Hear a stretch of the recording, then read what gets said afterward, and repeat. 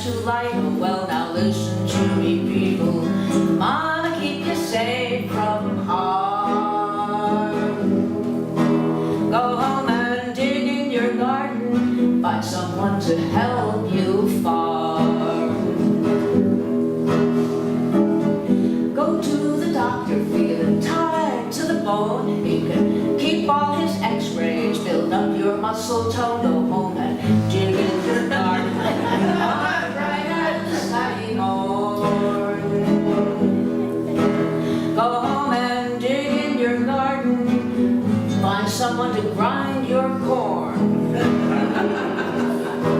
I didn't realize this was suggestive until somebody told me.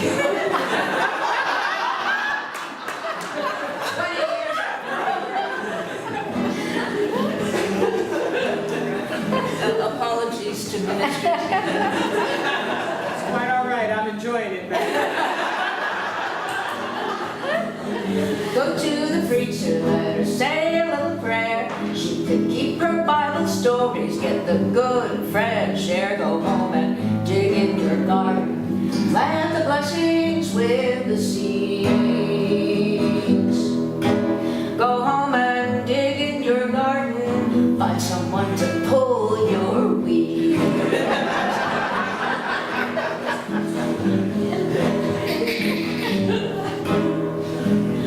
Go to a lawyer and he writes a fancy brief. If he habeas your corpus, let him garnish your grief. Go home and dig in your garden, put the sweet corn on to boil. Go home and dig in your garden, find someone to plow your soil.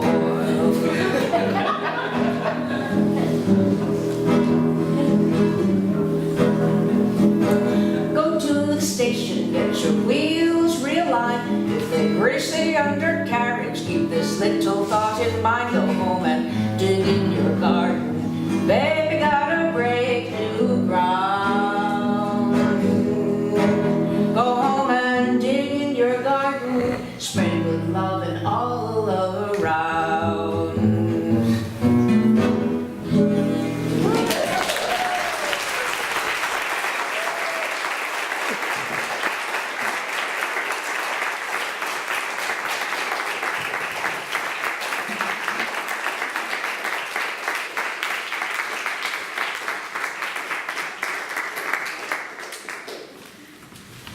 Thank you so much for that. And yes, I heard the suggestive parts too, but you know what that song actually did was reminded me a lot of my mother. She had that kind of irreverent humor, and she loved to dig in the garden. Bravo. And you can make of that what you like.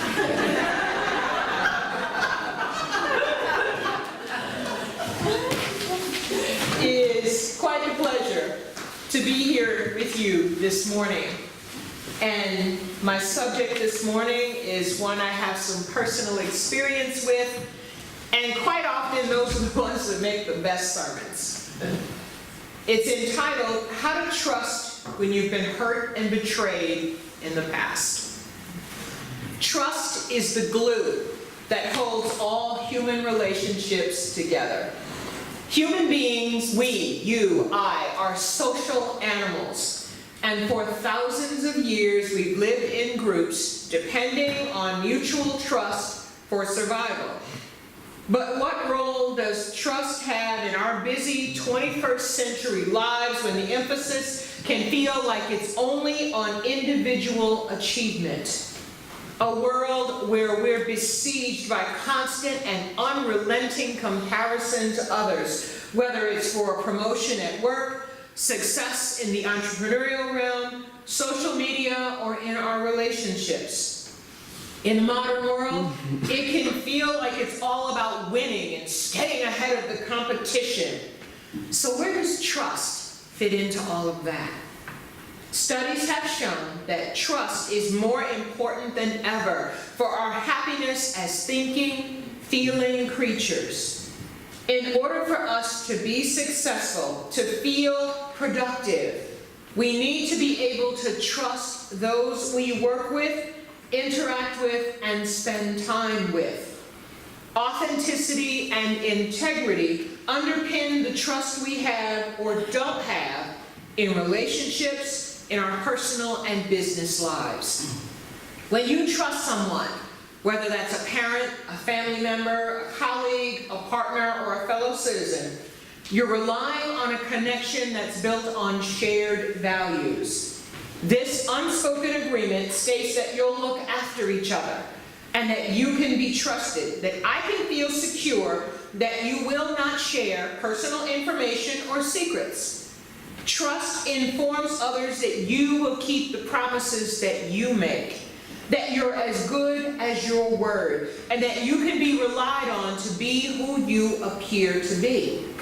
Trust is a fundamental aspect of both business and personal relationships, an essential component of promotion, investment, and achieving goals. It's essential to the on-time delivery of projects and long-term strategies for a company through teamwork, because each member of the team can be trusted to get their job done. Trust in business also means that we believe and experience safe and supportive workplaces that are more productive and successful overall, and that the leaders in the workplace will delegate to staff who rise to the challenge, knowing that it's safe to take risks and perform better. Trust in our personal relationships is just as, if not more critical than trust in business. It can transform our mindset to positivity, encouraging and sustaining personal growth.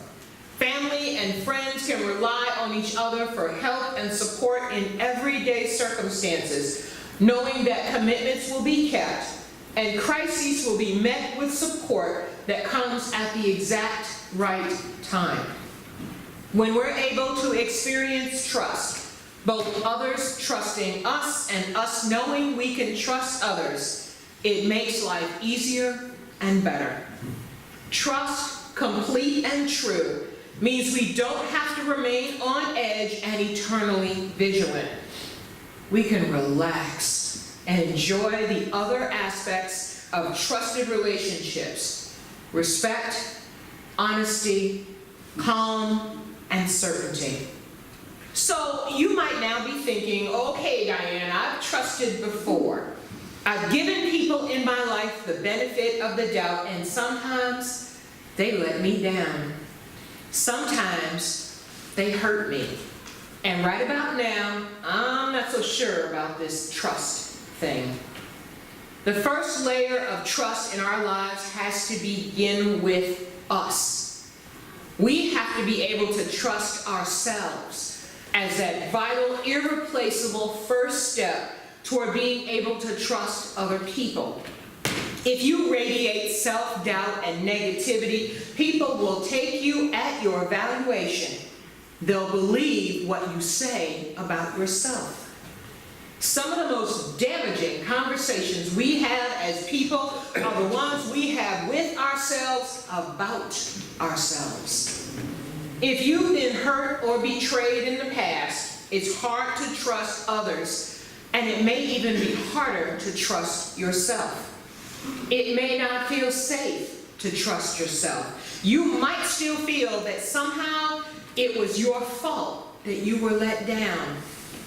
Often, our self-doubt is firmly rooted in childhood experiences, the messages we've been given about our worth, our capabilities, and our judgment. A former church leader many years ago received constant challenges from me because of the sexist messages he sometimes delivered from the pulpit when he was preaching. He'd sell things like telephone, telegraph, tell a woman, to characterize women in general as talking too much.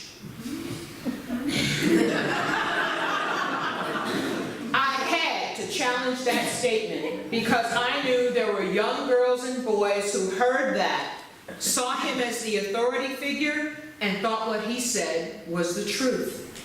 I couldn't have him programming my son and my daughter to believe that nonsense. Have you experienced a time when sensible choices and perceptions that you held or were taught were overridden because someone else, an authority figure, knew better.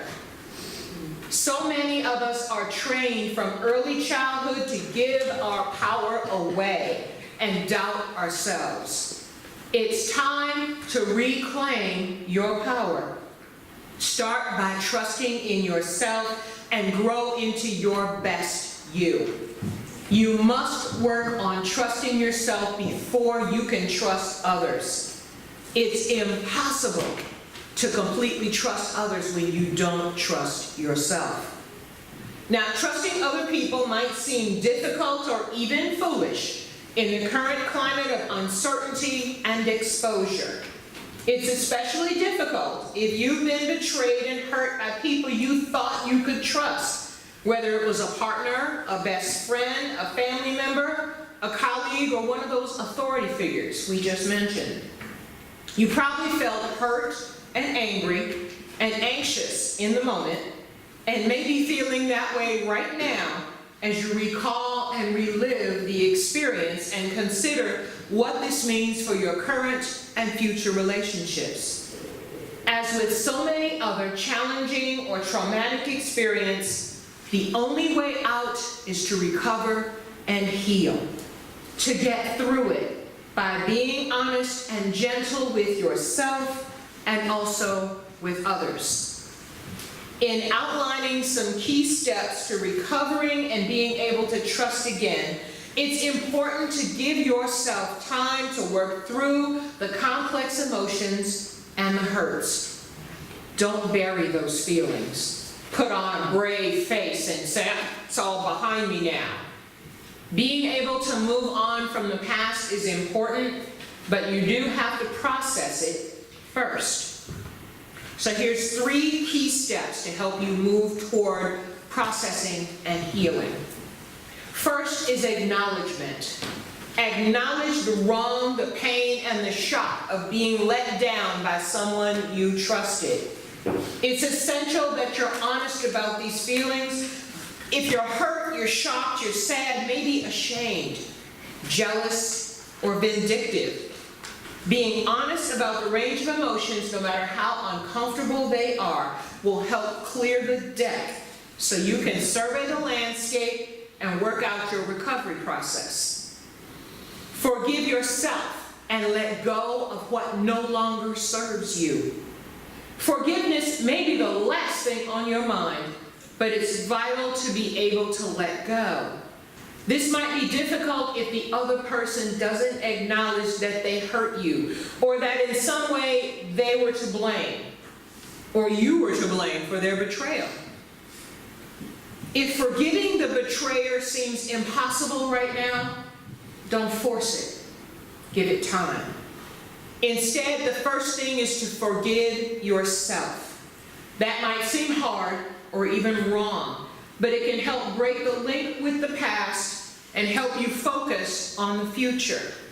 Forgiving yourself stops that internal voice that might be saying, what did I do to make this happen? Every human being makes mistakes throughout their life. Let me say that again. Every human being makes mistakes throughout their life. It's the only way we learn and grow and become better people. Forgive yourself for your past mistakes and move on. Let go of any attachment to being perfect and accept and love yourself for who you are, a fallible, curious, wonderful human being. Not a victim, but someone in charge of their destiny. You can take your power back and recover. Commit to the future by clearing the past. Take some time and write down those past messages in your head about your capabilities, your skills, and your judgment. Take a look at them. See where they're from and challenge them. Reset your mental programming by replacing false, negative beliefs with positive things about yourself that you know to be true. Focusing on past hurts and mistakes keeps you stuck in the past, in powerless victim mode. You deserve a strong and happy future, so I want you to commit to your future self. Be gentle and kind with yourself when you're starting to trust yourself. Now's a good time to start taking some risks. Start small and relatively safe to build up your confidence in your intuition and your judgment. The more wins you get, the more your confidence grows and the more you'll trust yourself. Realize that when it comes to trust, we human beings really can't control everything. I'm recovering control freak. We need to give up the idea that we can control everything. But at the same time, realize what we can control. Our feelings, our thinking, our behavior. Once you've started to enhance and build on your trust for yourself, the next step is to extend that trust outside of yourself and build additional trust in the universe. Most of the world's religions have at their core the idea of surrendering to a greater power to help achieve serenity and happiness. Surrender can be a difficult concept for some, but know that peace and ease can be achieved sooner when you're able to let go. That's not the message the world of business and commerce, social media, and politics gives us. That world is full of striving and challenges and battles and defining things in terms of victory and defeat instead of overcoming positivity, caring, altruism, intuition, and love.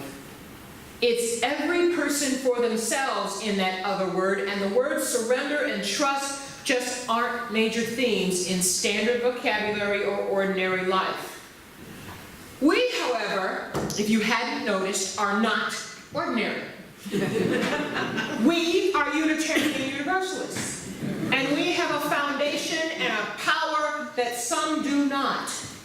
We have a diversity of belief and in our sources that helps us to be open to more than an ordinary life.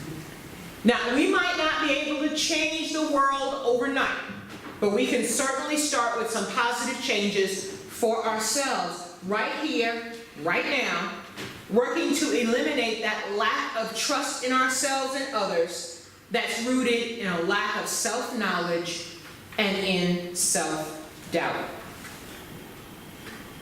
I got a couple of action items I want to share with you. Something you can start right now, right where you are, to work on self-trust and spread those ripples of positivity. Practice making decisions on what you know to be true. Start working to trust your instincts. Start small and work your way up to bigger decisions, and you'll gain trust in yourself along the way. Work on your negative self-talk and take back your power. Identify why you don't trust yourself completely and turn the associated negative self-talk around. Build a positive self-image and keep reinforcing it. Don't look to others for permission or confirmation when you make a decision that feels right to you. This also means that you should immediately stop beating yourself up and dwelling on past mistakes. Now, I know y'all heard that change in my voice. It's serious. Stop beating yourself up and dwelling on past mistakes. And my daughter's giving me that look like, Mom, are you listening to yourself? Because she knows I do that. I tend to beat myself up about past mistakes. And I'm learning, okay? I'm not perfect. I'm learning. Understanding and acknowledging that making mistakes is important for learning and growth means you can't be a truly honest, functioning human being without messing up sometimes. So let's learn from it and move on. Finally, I want to share with you reading number 658 that I've edited slightly because it spoke to me as I was finishing up my work on this sermon. To laugh is to risk appearing the fool. To weep is to risk appearing sentimental. To reach for another is to risk exposing our true self. To trust is to risk being let down. To place our ideals and our dreams before the crowd is to risk loss. To love is to risk not being loved in return. To hope is to risk despair. To try is to risk failure. To live is to risk dying. In all of this, the risk is worth the prize. The prize of laughter, of tears, of reaching out, of trusting, of dreaming, of loving, of hoping and trying and living. May your level of trust in yourself continually rise. May your trust in others be continually rewarded, and may the prizes you receive be given to you in a good measure, pressed down, shaken together, and running over. Amen.